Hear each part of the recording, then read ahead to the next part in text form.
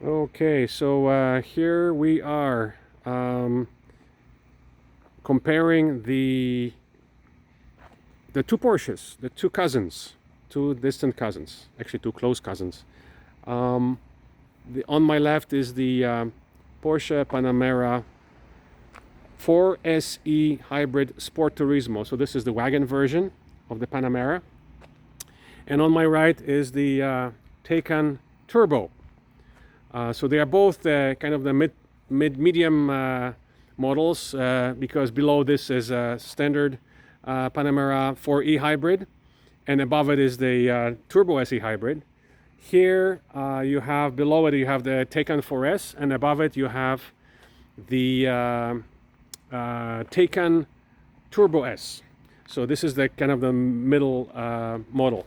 Now, on the car on the left is basically 560 horses, 3.7 seconds to 100. You have the 450 horsepower turbocharged six-cylinder engine plus the 150 horsepower electric motor driving all four wheels through the 8-speed automatic located in the front. And the starting price on this one is 130 grand, roughly, here in Canada. The Porsche Taycan, this particular model starts at 170, but the acceleration is better. It's basically 3.2 seconds. If you want it any faster, to go to the other model, which is below 3 seconds, it's a substantial difference. You're going above 200. Now this is 170 and change plus all the options, of course. Same here, you've got 130 some thousand plus all the options. In order to get the same type of performance that you have in this Porsche Taycan Turbo in this Panamera, you'd have to go to basically to a Turbo SE hybrid, which is starts at 220,000, where this one is 170. So it's basically, $50,000 cheaper. And the difference between the regular Taycan and the Cross Turismo, which is arriving soon, is only $5,000. So it's nothing. So to answer the question of why the Taycan is killing the sales of the Panamera, the answer is simple. It's performance, it's price, it's the best bang for the buck. Plus, of course, this is a future.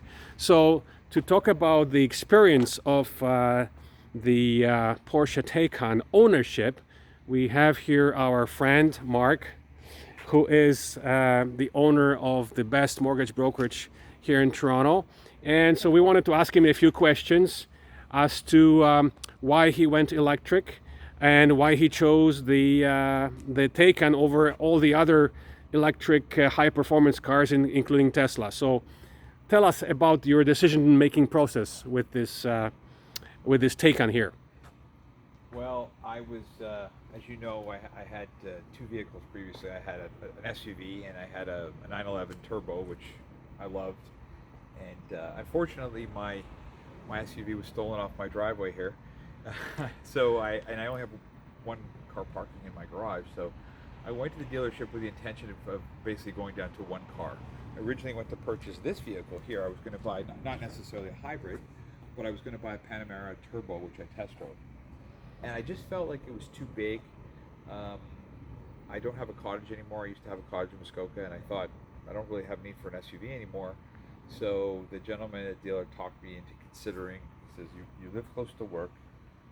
You don't have to drive to the cottage anymore.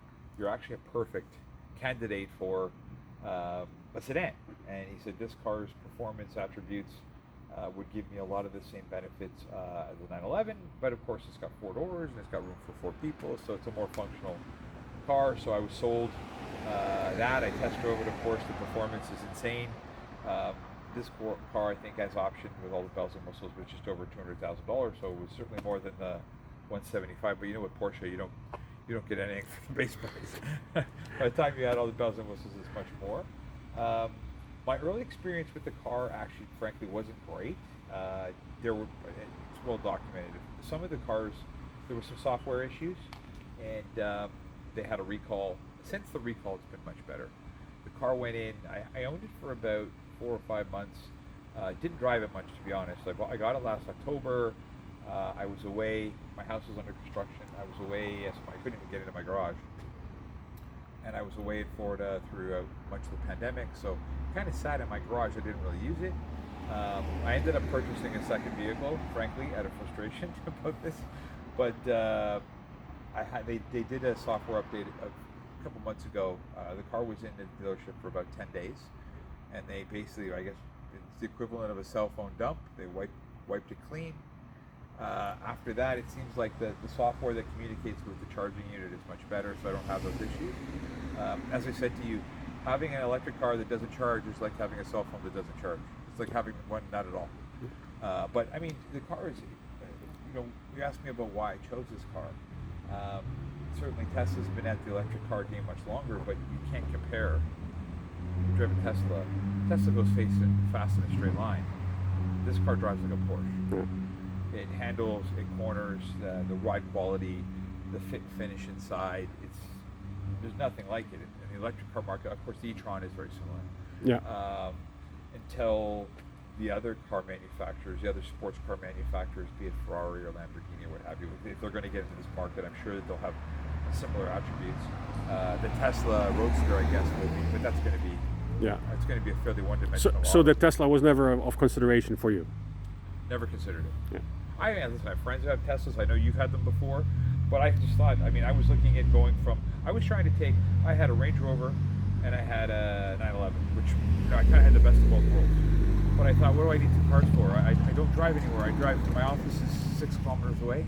I don't have a cottage anymore, so I'm always in the area. So I just thought, so they talked me into this as a solution. So safe and except for the software issues, you love driving the car. You love the impression. The car drive's amazing. I think I've told you. As a purist who's had many high-performance cars with great sounding engines, you miss that. I miss the sound. I had an SLS 63, an SLS Mercedes. That car had incredible. I had that V8, that 6.3 liter.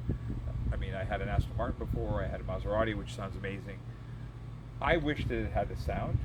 So your message to Porsche is get an option to have a proper engine sound. It sounds like, and you've probably put it on your site, for anyone who's heard it, it sounds very futuristic. It kind of sounds like, for those people of our ilk, it sounds like the Jetsons or Star Wars. It sounds very futuristic, but I think personally I would love to have the option to put it on V8 sound. Yeah. Sounds like a beautiful engine sound. And some other electric part cars. Part of the experience, and I know people who won't buy one of these cars is because to them, part of the experience, is the sound. There's an emotional component. Going fast in of itself is not necessarily enough. Auditory response is really important. Yeah. I personally, I have a good sound. I have the GTS over there, which has a Ferrari engine. That note is spectacular, right? That's the other car sitting right there. Yeah. The engine note is spectacular, and I bought that car reflexively, out of frustration, because this car was giving me troubles.